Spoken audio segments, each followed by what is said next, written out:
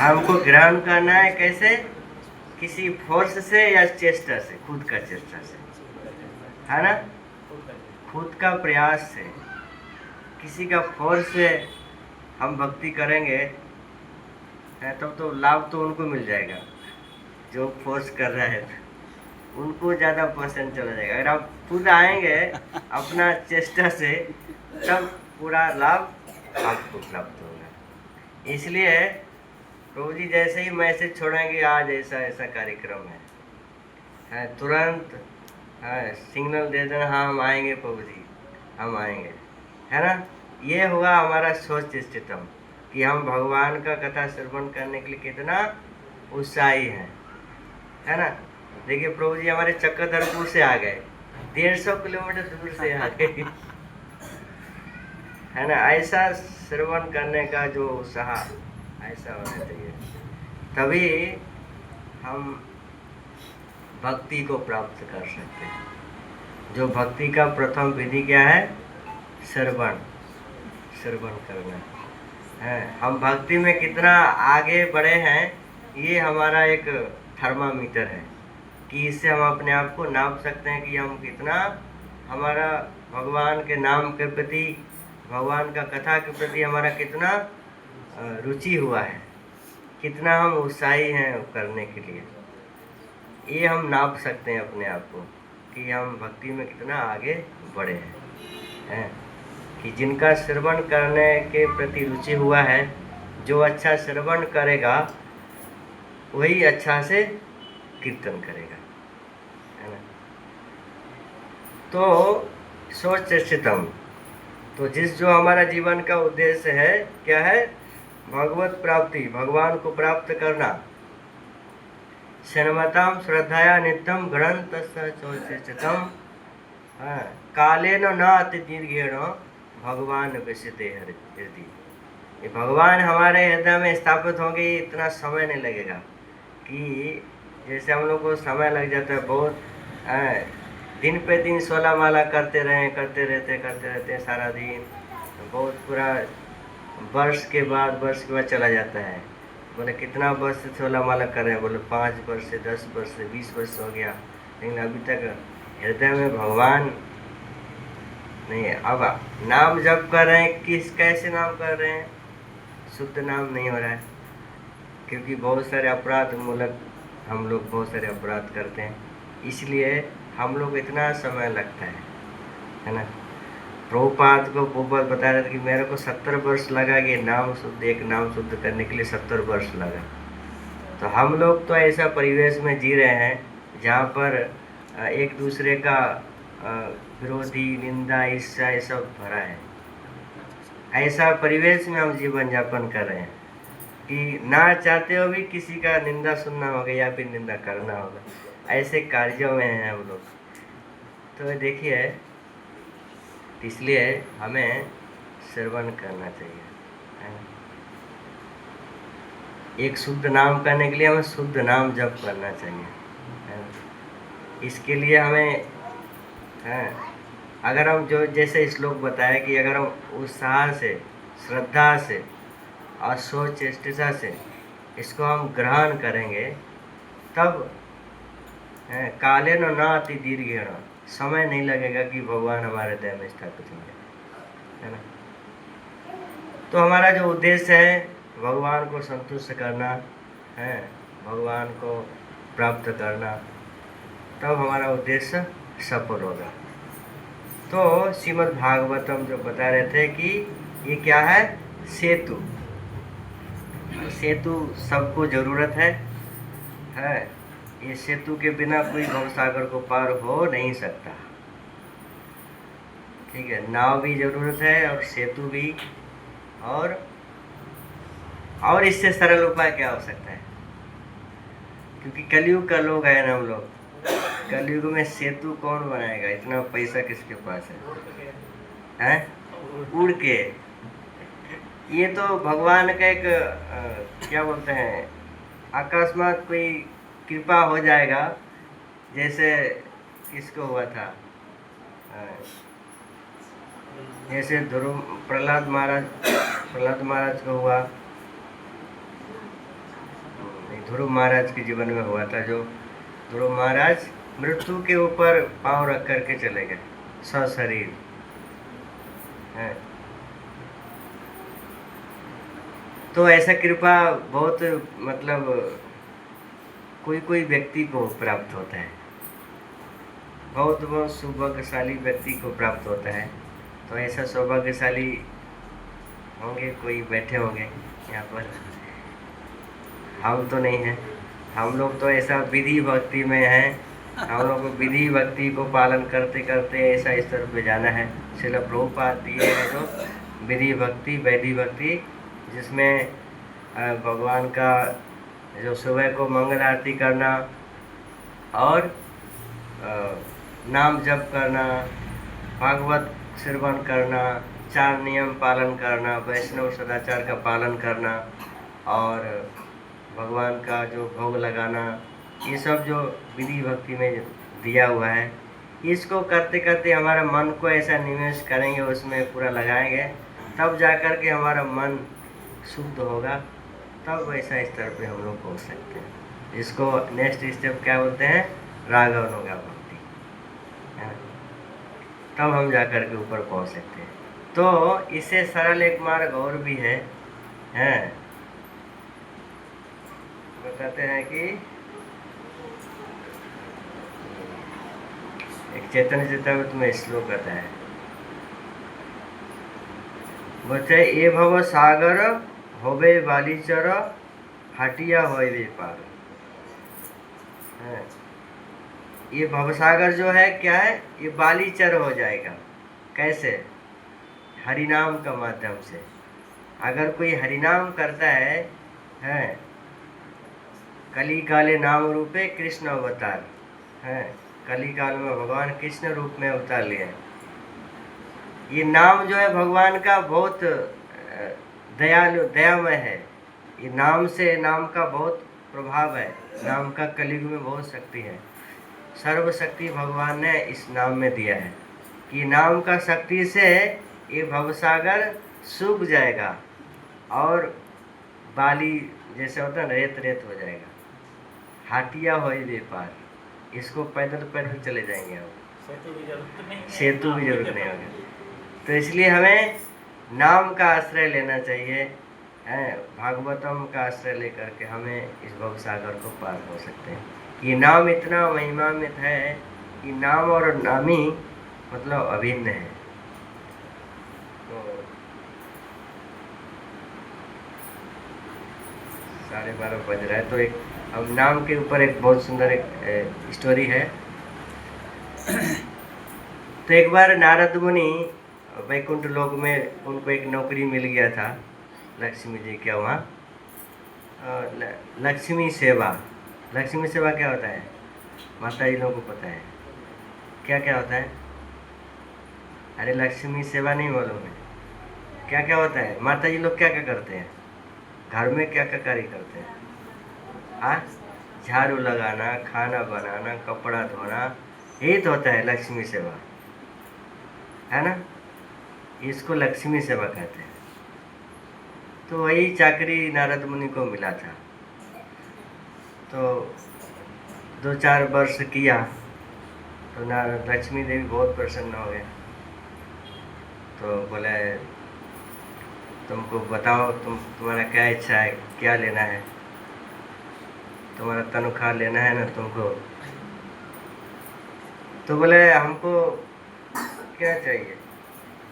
बोले हमको जो प्रभु है ना, ये प्रभु का भजन का बदले में कुछ दे दीजिए, ठीक है, और कुछ नहीं चाहिए। अब जो जितना सारा रानियाँ था, कौन कौन था? 3 रानियाँ है ना, क्या क्या नाम है? कृष्ण का 3 पटरानियाँ क्या क्या नाम है? सत्यभामा, जामवंती और रुक्मिणी। तो सत्यभामा और रुक्मिणी ये दोनों प्रभु को एक जगह बैठाए और उनका भजन का बदले में तोल रहे थे कि क्या चीज़ इनसे क्या भारी हो सकता है, वो चीज़ को रखे। तो जितना सारा घर में जितना को सब कुछ था सब रख दिया, लेकिन वो जैसे कि तैसे ही। तब बहुत चिंतित हो गया, वो तो नारद मुनि हमारे स्वामी को लेके चले जाएंगे, अब हम कैसे रहेंगे, ये चिंता हो गया। तब ये खबर मिला किसको, रुक्मिणी को मिला कि ऐसा ऐसा मसला है कि नारद मुनि ऐसा कंडीशन किए, अब हमारे प्रभु को ही लेके चले जाएंगे अपना सैलरी में, तो हम लोग का क्या होगा, अगर हमारे पति देवी चले जाएंगे तो फिर कैसे होगा। तो चिंता तो क्या हुआ, उद्धव ने उनको कुछ बताया कि देखो ऐसा ऐसा करो तो हो जाएगा। तो रुक्मिणी ने क्या किया, एक तुलसी पत्ता पर भगवान का नाम लिख दिया और उसको रख दिया। तो जैसे ही रख दिया वैसे ही प्रभु उठ गए और नाम नीचे आ गया, समान हो गया। तो देखिए भगवान का नाम और भगवान में कितना शक्ति है। तो ये नाम हमको आश्रय लेना चाहिए, नाम करना चाहिए। कलयुग में कितना लोग माला जप कर रहे हैं, माला सब लोग नहीं कर रहे हैं। जो लोग नहीं कर रहे हैं वो लोग नाम जप करिए, क्योंकि कलयुग में और कोई उपाय नहीं है भगवान को लाभ करने का है। इसलिए कलयुग में और कोई उपाय भी नहीं है इस संसार से उद्धार होने का। इसलिए राजा परीक्षित महाराज को सुखदेव गोस्वामी बताते हैं कि कलो दोषे निधि राजन अस्ति एक महान गुना, कीर्तनाथ देव संगस्य मुक्त संग परम ब्रजे। कि कलयुग का जो कलयुग कैसा है, कलो दोषे निधि राजन, ये कलयुग दोषों से भरा हुआ है। इसमें पूरा दोष ही दोष है। क्या क्या दोष है, ऐसे छल करना है, किसी को धोखा देना है, किसी के चोरी करना है, बहुत तरह का ईर्ष्या, ये सब भरा पड़ा है। तो ये कलयुग का दोषों का सागर है, लेकिन इसमें एक महान गुण है। हाँ, क्या है, कीर्तनाथ देव संगस्य मुक्त संग परम भजे। कि ये जो भगवान का जो दिव्य नाम है, अगर कोई कीर्तन करे, जप करे, तो ये भौतिक संसार से मुक्त हो सकता है। ये है श्रीमद् भागवतम का सार कि ये नाम ब्रह्म। तो कलयुग में भगवान 3 रूप में अवतार होता है। कलयुग में 3 अवतार क्या क्या है मालूम है? कलयुग में भगवान का अवतार है नाम ब्रह्म और शब्द ब्रह्म और दारू ब्रह्म। दारू ब्रह्म होता है जो भगवान का श्री विग्रह, भगवान का मंदिर में जो श्री मूर्ति होता है, इसको कहते हैं दारू ब्रह्म।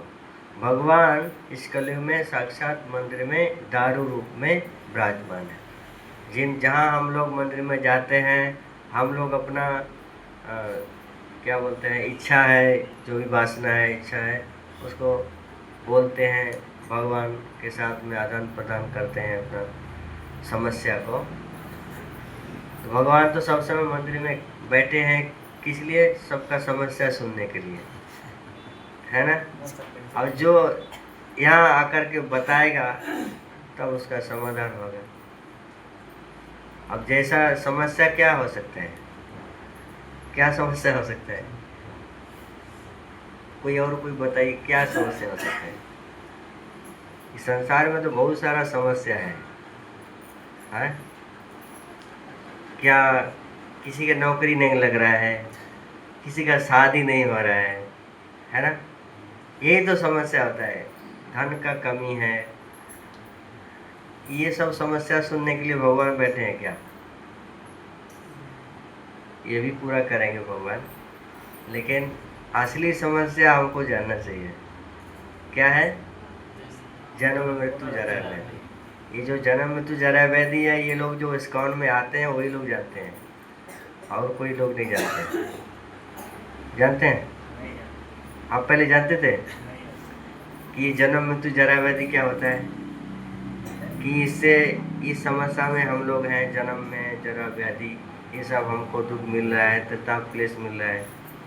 ये पहले ज्ञान था, जानकारी था, इस कौन में आकर के सीखे हैं।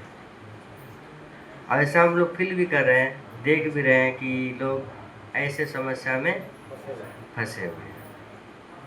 तो हमारा असली समस्या ये है, जन्म मृत्यु जरा व्याधि। कैसे संसार से हमारा इस जन्म मृत्यु जरा व्याधि से हम लोग कैसे उद्धार हो। भगवान को बोलना चाहिए आकर के, भगवान हम ऐसे हम चाहते हैं कि हम आपका नित्य सेवा में हमारा जीवन को लगाएं, लेकिन ये शरीर ऐसा है, व्याधि से बराबर समस्या हो जाता है, सेवा नहीं कर पाते हैं। इसलिए हमें ऐसा शक्ति दीजिए कि हम नित्य सेवा कर सकें, हमारा आपका सेवा में नियुक्त हो सके। तो इस तरह से प्रार्थना करना चाहिए भगवान से कि हम कैसे आपका शुद्ध भक्ति कर सकें,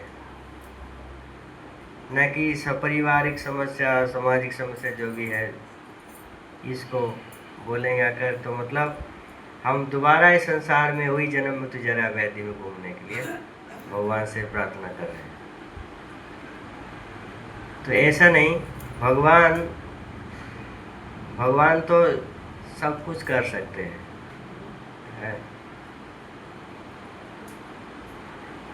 भगवान के अगर जैसे ध्रुव महाराज गए थे क्या लेने के लिए, थोड़ा सा कांच का टुकड़ा लेने के लिए खोज रहे थे, लेकिन उनको हीरा मिल गया। अब जब हीरा मिल गया तो फिर क्या ज़रूरत है छोटा मोटा चीज़ लेने का। तो जो लोग इस संसार में देहात्म बुद्धि में हैं, जो इस संसार को भोग करना चाहते हैं, जिनका भोग वासना इस संसार के प्रति मोह है, ये संसार का सौंदर्य के प्रति आकृष्ट है, ऐसे व्यक्ति ही इस संसार में भोग करने के लिए भगवान से प्रार्थना करते हैं। या फिर बहुत तरह तरह का, मतलब भगवद गीता में बताया कि बहुत सारा वेद वाक्य है, और बहुत वेद वाक्य ऐसा है कि बहुत आकर्षणीय है, वो वाक्य के प्रति मोहित होते हैं। या मीमां पुष्पितम वाचम, ये जो पुष्पित वाणी वेद का, उसमें क्या है, कर्मकांड है, जो मतलब कुछ करने से उनका इच्छा पूर्ण होता है। कोई यज्ञ कर दिया, कोई दान कर दिया, तो उनका जो मनो इच्छा है ये पूरा हो जाएगा। लोग उसको पूरा करने के लिए व्यस्त हैं। तो इससे क्या होगा, इसी संसार में हम लोग घूमते रहेंगे। जब तक ऐसा हम हमारा भौतिक जो इच्छा है जब तक शून्य नहीं करेंगे, तब तक हम भक्ति को पूर्ण रूप से प्राप्त नहीं करते रहेंगे। इसलिए बताया कि अन्नाभिलाषिता शून्यम ज्ञान कर्मादनागतम, हमें कोई अभिलाषा नहीं चाहिए।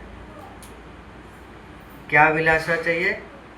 केवल भगवान का संतुष्टि के लिए और भगवान का प्रसन्नता के लिए हम भगवान का कैसे सेवा कर पाएँ, हमारा यही बस है, भगवान का प्रसन्नता बस। और ये प्रसन्नता हम कहीं भी रह कर के कर सकते हैं, कोई भी आश्रम में रह के कर सकते हैं, भगवान को प्रसन्न कर सकते हैं। चाहे गृहस्थ आश्रम में रहें, हमारा उद्देश्य है केवल भगवान को प्रसन्न करना। तो हम ऐसा कर सकते हैं। ये तो श्रीमद् भागवतम बता रहे कि ये भगवान का 3 अवतार है। एक होता है जो विग्रह अवतार भगवान का, दारू रूप, दारू ब्रह्म, और एक होता है नाम ब्रह्म। नाम ब्रह्म क्या है? भगवान का पवित्र नाम है, जो चैतन्य महाप्रभु आकर के दिया कि कलयुग में इस कलयुग से उद्धार होने के सबसे सरल उपाय जो महाप्रभु लेकर आए क्या है? हरि नाम। हरे नाम हरे नाम केवलम कलो नास्तिबो नास्तिबो नास्तिबो गतिरन्यथा, कि कलयुग से उद्धार होने का जो उपाय है एकमात्र हरि नाम। इसको छोड़ करके जीव का कोई गति नहीं, कोई गति नहीं, कोई गति नहीं। ये हरिनाम को छोड़कर कोई उसका उपाय नहीं है। कलयुग केवल नाम आधारा, सुमिर सुमिर नर उतरे पारा। कि कलयुग में केवल नाम का आश्रय लेकर ही हम अगर जीवन यापन करें तो ये सबसे सरल उपाय है। तब हम इस संसार से उद्धार हो सकते हैं। और क्या है, श्रीमद् जो बताते हैं शब्द ब्रह्म। शब्द ब्रह्म क्या है, भगवान का साहित्य अवतार। ये श्रीमद् भागवतम, ये श्रीमद् भागवतम जो है भगवान का साहित्य अवतार है, इसको कहते हैं। ये कब उदय हुआ कि कृष्ण सुधाम भगते धर्म ज्ञान दिविसा कलव नष्टा दृशा में सा पुराणों अर्को अधुनोदिता। कि भगवान कृष्ण जब द्वारका चले गए इस संसार से सारे ज्ञान और धर्म को लेकर के, तो ये संसार में केवल अंधकार, केवल अंधकार और कुछ नहीं। जहाँ ज्ञान नहीं है, जहाँ धर्म नहीं है, तो वहाँ क्या होगा, अंधकार ही होगा। ये संसार में लोग अंधकार में पड़े हुए हैं। इस अंधकार में जो पड़े हुए जीवों को प्रकाश देने के लिए भगवान इस भागवत का रूप में अवतरण हुए, जो सूर्य के समान है। जैसे सूर्य लाइट पड़ता है ना तो सब अच्छा से दिखता है, उसी तरह अगर हमारे जीवन में भी ये भागवत रूपी सूर्य का जब हमारे हृदय में प्रकाश पड़ेगा, तब हम कौन हैं, इस संसार में क्यों आए हैं, ये सब हम जान सकते हैं। अपने आप को देख सकते हैं कि हम हैं क्या। हमको हमारा परिचय ही नहीं पता है कि हम कौन हैं। ऐसे तो हम शरीर का परिचय देते हैं। क्या क्या परिचय देते हैं कि हम डॉक्टर हैं, हम पुलिस हैं, विभिन्न तरह का परिचय देते हैं। ये क्या है, शरीर का परिचय। लेकिन आत्मा का परिचय क्या है, क्या है, जीवेर स्वरूप होए कृष्ण नित्य दास है। हमारा असली स्वरूप क्या है, कृष्ण दास। जब हमारा जो औकात बोलते हैं, खड़ा भाषा में बोलते हैं, हमारा जो औकात पता लग जाए कि हम कौन हैं, तब हम इतना अहंकार नहीं करेंगे। जो हम इस भौतिक ऐश्वर्य को प्राप्त करके जो हम लोग अहंकार करते हैं, जिस पर गर्व करते हैं कि हम ऐसा हैं वैसा हैं, जब अपना परिचय औकात पता लग जाएगा तो हम क्या हैं, तो हम कुछ शून्य हो जाएंगे हैं। इसी कारण से हम लोग भूले हुए हैं, इसी कारण से हम संसार में बार बार दुख कष्ट भोग रहे हैं। तो हमें अपना परिचय जानने के लिए क्या चाहिए, श्रीमद् भागवतम का आश्रय लेना चाहिए। ये भागवतम का आश्रय लेकर के ये दिव्य ग्रंथ है श्रीमद् भागवतम। तो ये भागवत का बहुत महिमा है। श्रीमद् भागवतम बताया है कि भागवत ग्रंथ थाको जार घरे कोनो अमंगल नहीं तथा करे। ये भागवतम कोई ऐसा ग्रंथ ही नहीं है, ये साक्षात भगवान का अवतार है। और जहाँ ये भागवतम ग्रंथ रहेगा उस घर में कोई अमंगल नहीं होगा। है, कुछ बोलता है ना, कुछ अकारण होता है। और उस घर में क्या होगा, उस घर में जो धन होता है, ये धन वृद्धि होता है, आयु वृद्धि होता है ना। और जो हमारा जो बुद्धि होता है, ये बुद्धि बढ़ता है। भगवान कृष्ण भावना अमृत बुद्धि प्रदान करते हैं, जो बुद्धि से हम इस संसार से उद्धार हो सकते हैं। बुद्धि तो सबके पास है ना, लेकिन कृष्ण भक्त का बुद्धि अलग होता है। लोग बुद्धि प्रयोग करते हैं किस लिए, कि संसार में मान इज्जत प्रतिष्ठा बढ़ाने के लिए। लेकिन भक्त का बुद्धि प्रयोग करता है किस लिए, भगवान का सेवा करने के लिए, भगवान का वाणी प्रचार करने के लिए, है ना। तो इसमें बुद्धि प्रयोग है। दोनों में अंतर है ना, दोनों का रिजल्ट भी अलग होता है ना। इसलिए भगवान ऐसा बुद्धि प्रदान करते हैं जिससे ये संसार से वो व्यक्ति उद्धार हो जाए। तो ये भागवतम से धन धर्म और धाम ये तीनों प्राप्त होते है ना। अरे ये धन, सबसे बड़ा धन है क्या, क्या है, कृष्ण धन। जो कृष्ण जिनको मिल गया वो सबसे बड़ा धनी है। बताइए, संसार का अगर सब कुछ मिल जाए, कृष्ण नहीं है, वो सबसे बड़ा गरीब है। और जिनके पास कृष्ण है और कुछ नहीं है, वो सबसे बड़ा धनी है। है ना। कृष्ण नाम, जिनके पास कृष्ण नाम है वो सबसे बड़ा धनी। इसलिए तो हम लोग प्रचार करते हैं ना, क्योंकि हमारे पास मूल धन है, तभी ना दे पाते हैं, नहीं तो कैसे देंगे। जिनके पास है ही नहीं कुछ, क्या देंगे। बताए कि आप लोग भगवान को बेच रहे हैं, हाँ बोलते हैं ना। तो देख प्रभुपाद भी ऐसा बोलते हैं कि हाँ हमारे पास कृष्ण है तब हम ना दे रहे हैं, तुम्हारे पास कृष्ण नहीं है इसलिए आपको लेना चाहिए, है ना। इसलिए आपको ये कृष्ण लेना चाहिए, तुम्हारे पास कृष्ण नहीं है, हमारे पास कृष्ण है। हाँ हमारे पास कृष्ण है, ये धन है हमारे पास, इसलिए हम दे रहे हैं आपको, आप ले लीजिए। और इसके लिए मूल्य क्या देना है? श्रद्धा। आपका श्रद्धा भक्ति से इसको खरीद सकते हैं, है ना। ये तो खाली एक जो प्रिंट होता है इस संसार में, जो खर्चा होता है सरकार जो टैक्स लगाता है, जो कागज़ का प्रिंट बस देते हैं। लेकिन ये जो धन जो प्राप्त होता है ये तो श्रद्धा भक्ति से ही, ऐसे पैसा से खरीद जा कर के आप घर में रख सकते हैं जाके।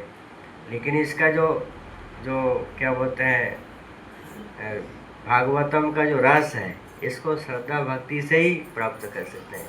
इसलिए भागवतम बताया कि निगम कल्पत्रु गलितम फलम सुख मुखाद द्रव्य संयुतम पीवत भागवतम रसमालयम मुहुरो रसिका भावुका। जो भावुक व्यक्ति होता है ऐसा पूर्ण श्रद्धालु होता है, ऐसा व्यक्ति ही ये श्रीमद् भागवत का रस पान कर सकता है। तो ऐसा हमें ये रस का पान करना चाहिए। ये भागवतम में केवल रस है और कुछ नहीं है, ठीक है। तो ये श्रीमद् भागवत का महिमा पद्म पुराण में बताते हैं। टाइम तो होने वाला है